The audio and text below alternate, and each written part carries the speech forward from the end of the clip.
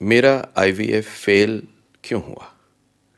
मेरा IVF fail हो गया, अगले साइकिल से पहले मैं क्या कर सकती हूँ और आप मेरे लिए क्या कर सकते हैं?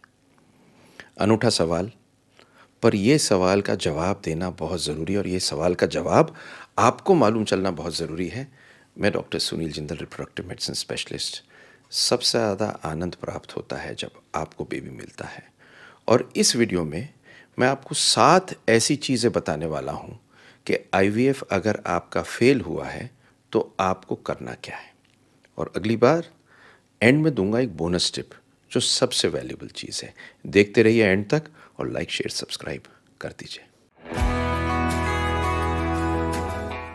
तो सबसे पहले तो एक चीज़ समझिए कि प्रेगनेंसी के लिए 3 चीज़ चाहिए: आपका एग, आपके हस्बैंड का स्पर्म, दोनों के मिलने के बाद में एक बेबी।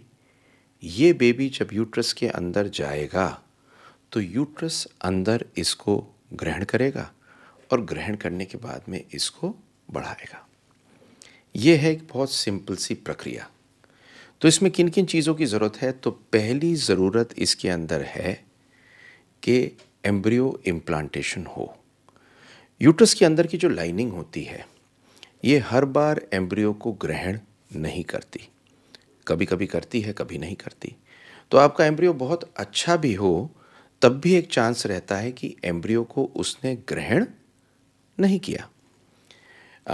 एक छोटी सी बात को समझिएगा कि अगर एक हस्बैंड एंड वाइफ बिल्कुल नॉर्मल हो, उनमें कोई कमी ना हो और वो एक दूसरे से रेगुलर इंटरकोर्स करें, तब भी प्रेगनेंसी का चांस केवल 12 से 16% होता है। वरना एक हंसी में कह रहा हूँ, आप सोच सकते थे ना कि शादी के 9 महीने बाद सबके बच्चे हो जाते, पर ऐसा नहीं होता। इसी तरह से हर बार एम्ब्रियो इम्प्लांट नहीं होता।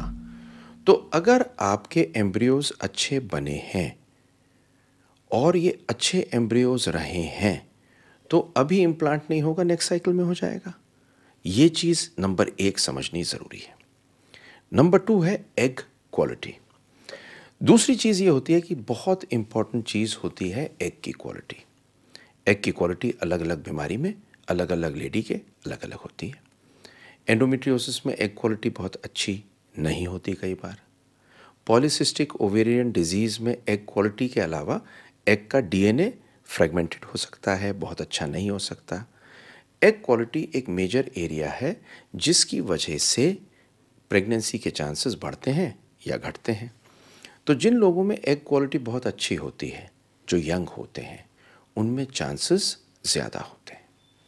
अब तीसरी चीज़ आती है साहब कि एग का तो आपने बता दिया, और तीसरी चीज़ क्या है? तो तीसरी चीज़ है स्पर्म क्वालिटी।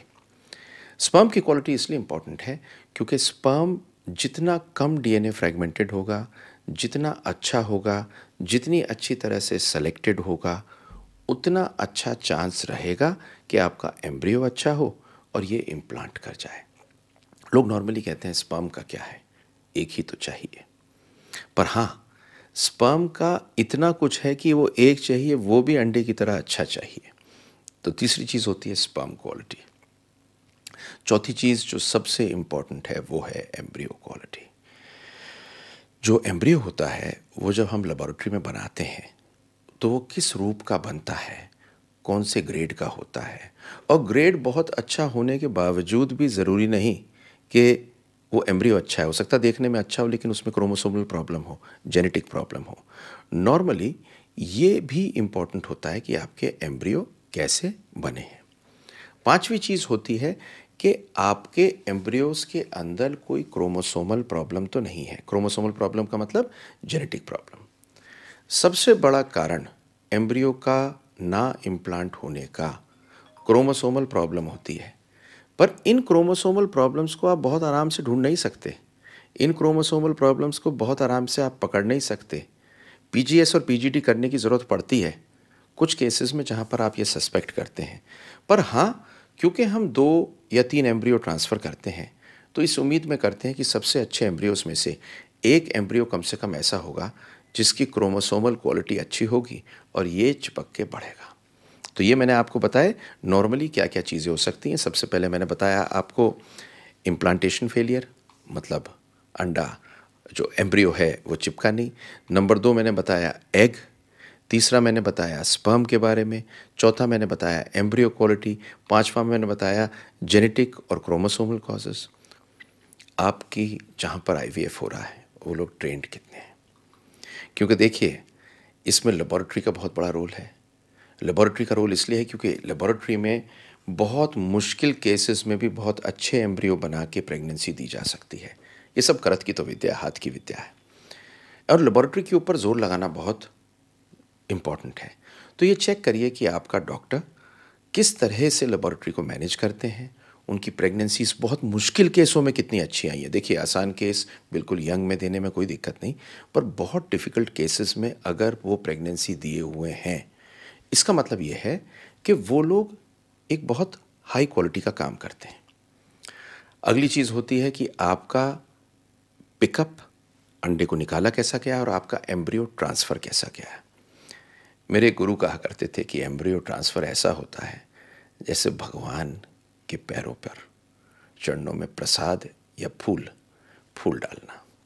और ये जो चरणों में भगवान के फूल डालते हैं वो कितने नाजुक और कितनी इज्जत के साथ डालते हैं, उससे प्रेगनेंसी, अजीब सी चीज़ कह रहा हूँ, उसी तरह से डाले जाएं तो प्रेगनेंसी पे एक फ़र्क पड़ता है। तो मैंने आपको ये 7 चीज़ें बताई जिन पे फ़र्क पड़ता है, लेकिन बोनस टिप जो है ना वो बड़ी इंपॉर्टेंट है। देखिए, आईवीएफ की सक्सेस रेट अगर हम एज को हटा दें तो 30 से 40% होती है। 35 साल के नीचे या 30 साल के नीचे करीब 40%, और 40 साल के बाद में केवल 10% के आसपास, शायद उससे भी कम। आपको बार बार अटेम्प्ट लेने की ज़रूरत पड़ सकती है, और अगर आपका एम्ब्रियो बन रहा है तो आज नहीं तो कल आप प्रेग्नेंट होंगे। अगली चीज़, अपने डॉक्टर से सलाह लें, अपने डॉक्टर से पूछें, क्योंकि लगे रहेंगे ना तो बेबी होगा। लोग कहते हैं एक बार करा लिया, बहुत दुनिया में आप ये समझिए बहुत लोगों को कई बार 3-3, 4-4 बार कराना पड़ता है एक प्रेगनेंसी के लिए। पर निराश मत होइएगा, अगर आपके सक्सेस नहीं हुई है अपने डॉक्टर से बात करिए। And let me be honest, we love when you are having a baby. तो निराश मत होइए, पहली बार नहीं हुआ है तो दूसरी बार ट्राई करिए, और लेट मी बी ऑनेस्ट, कभी भी चाहें हमसे संपर्क कर सकते हैं। I love to make this video, I hope you like this video. Like, share, subscribe कर दीजिए। Thank you.